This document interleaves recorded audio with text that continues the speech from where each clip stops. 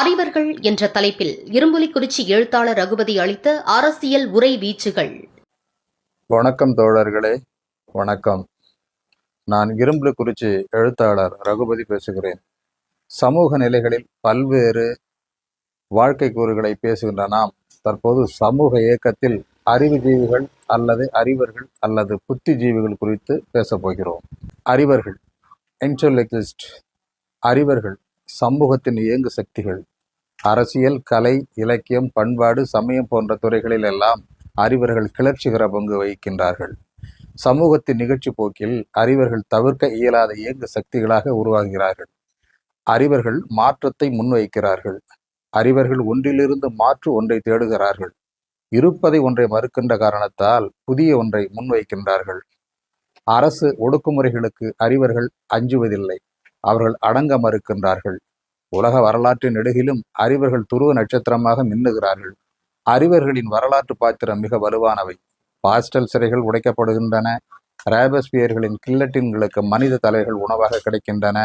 அரசியல் தளத்தில் அவர்கள் புதிய கலகம் செய்கிறார்கள். தலைமையின் குறைந்தபட்ச சுதந்திரமற்ற அரசியல் ஏதச்சதிகாரத்தை எதிர்த்து போராடுகிறார்கள். பழைய கலகலத்து போன நிகழ்காலத்திற்கு ஒத்துவராத பழைய கட்டுமானங்களை அறிவர்கள் உடைத்து நொறுக்கச் செய்கிறார்கள்.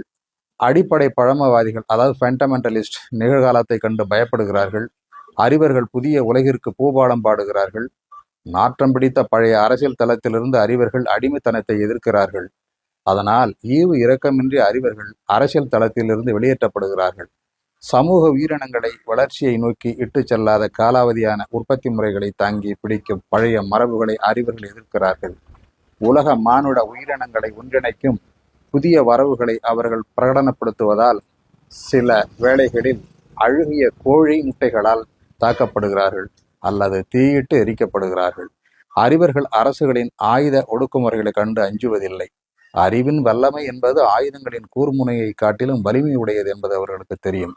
வன்முறை என்பது இருமுனை கொண்ட ஆயுதம் என்பதும், அதை தவறாக பயன்படுத்தினால் அதை பயன்படுத்துபவரையே திருப்பி தாக்கும் என்பதும் அறிவர்களுக்கு தெரியும். அறிவர்கள் எதற்கும் அடங்கி போவதில்லை. அவர்கள் அனைத்து அடக்குமுறைகளையும் எதிர்க்கிறார்கள். அதனால் அவர்கள் சிறைப்படுத்தப்படுகிறார்கள். ஆனால் அறிவர்கள் அதற்கும் பயப்படுவதில்லை. மாறாக சிறைச்சாலைகளையும் அவர்கள் அறிவு சாலைகளாக மாற்றிவிடுகிறார்கள். அறிவர்கள் வரலாற்றின் தூதுவர்கள். சமூக மாற்றத்தின் ஒவ்வொரு காலகட்டத்திலும் ஒவ்வொருவர் இயற்கையால் கொடையளிக்கப்படுகிறார்கள். அவர்கள் சமூக மாற்றத்திற்கான விதைகளை தூவுகிறார்கள். சமூக வளர்ச்சியை விரைவுபடுத்துகிறார்கள். அறிவர்கள் எப்போதும் ஒரு பறவை போல பறந்து கொண்டுதான் இருக்கிறார்கள். அவர்களின் தேடல் எல்லையற்றது. ஒன்றை அடைந்த பின் அவர்களின் வேட்கை அத்தோடு நின்று விடுவதில்லை. தொடர்ந்து புதிய தேடலை நோக்கி நகர்கிறார்கள். அதனால் அவர்கள் எந்த வரம்புக்குள்ளும் அவர்கள் அடங்க மறுக்கிறார்கள். எந்த கூண்டுக்குள்ளும் சிக்க மறுக்கின்றார்கள். அறிவர்களை யாரும் தனி உடைமையாக கொண்டாட இயலாது. அறிவர்கள் அனைத்து உயிரினங்களுக்கும் பொதுவானவர்கள். அவர்கள் அனைவருக்குமான அறிவை தேடுகின்றார்கள். தூய்மையான காற்றுக்கு போராடுகிறார்கள். தண்ணீர் சுரண்டலுக்கு எதிராக போராடுகிறார்கள். கனிம வள சுரண்டலுக்கு எதிராக போராடுகிறார்கள். மரம், செடி, கொடிகளுக்காக வாதாடுகிறார்கள். அறிவர்கள் சமூக உயிரினங்களின் அறிவு உணவுக்காக வெயிலையும் மழையையும் கடும் வறட்சியையும் கடும் ஒடுக்குமுறைகளையும் பலத்த உயிரிழப்புகளையும் சந்திக்கின்றார்கள். அறிவர்கள் எப்போதும் ஜனநாயக விரும்பிகளாக இருக்கின்றார்கள். அவர்கள் புதிய உலகத்தை பற்றி கனவு காண்கிறார்கள். வாழ்வின் அனைத்து நிலைகளிலும் கொடும் சர்வதிகாரத்தை எதிர்க்கிறார்கள். உலக வரலாற்றில் சமூக மாற்றத்திற்கான தேசிய போராட்டங்களில் அறிவர்களின் பங்களிப்பு தேசங்களில் அரசியல் மாற்றத்தை உருவாக்கி இருக்கிறது. அறிவர்கள் அரசியல் மாற்றத்தோடு நின்று விடுகிறார்கள். அதிகாரங்களில் பதவி சுகங்களிலும் அவர்கள் பங்கு எடுத்துக் கொள்வதில்லை. அதிகாரத்திற்கு தூரம் நின்று வேடிக்கை பார்க்கின்றார்கள். தேவதூதர்களும் தேவதைகளும் இறை தூதர்களும் பெரும் கதைகளிலும் இதிகாசங்களில் மட்டுமே வந்து மக்களை காப்பாற்றி இருக்கின்றார்கள். ஆனால் நனவுலகம் என்பது வேறு.